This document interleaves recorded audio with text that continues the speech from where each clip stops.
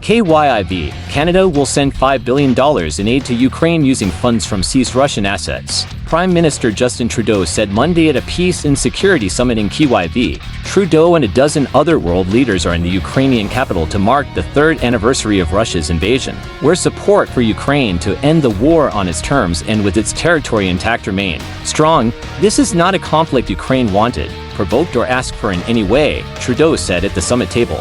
This is a war started for one reason and one reason only: Russia's desire to erase Ukrainian history and expand their empire. Trudeau also pledged 25 additional light armored vehicles for Ukraine and a grant to help with energy security as Russia attacks the country's power grid. Trudeau's remarks did not touch on Ukraine's possible membership in the NATO military alliance, which other leaders have been calling for at the ongoing summit. But he repeated his calls for KYV to have a direct role in negotiations for a possible end to the war, as European leaders expressed dismay at Washington holding talks with Moscow. "We cannot return to an era where might makes right," Trudeau said. "We must do everything in our power to enable Ukraine to secure a just and lasting peace, a peace that cannot be achieved without Ukrainians at the table." U.S. President Donald Trump has blamed Ukraine for starting the war, which started when Russia invaded Crimea following pro-democracy protests in 2014.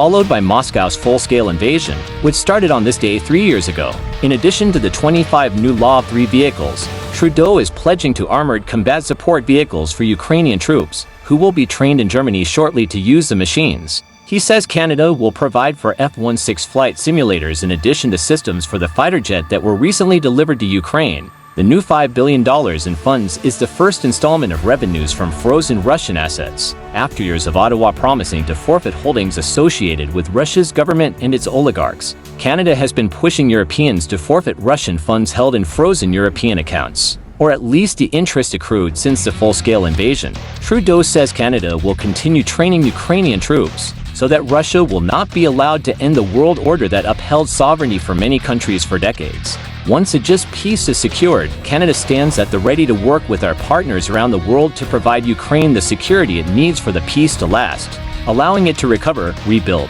and prosper, he said. "We can't wait. The moment to stop this war of aggression, the moment to defend democracy, the moment to stand for our shared values, is now. So let us seize it." Leaders are giving statements at the opening of the summit, which proceeded despite an audible air defense siren ringing out in the background.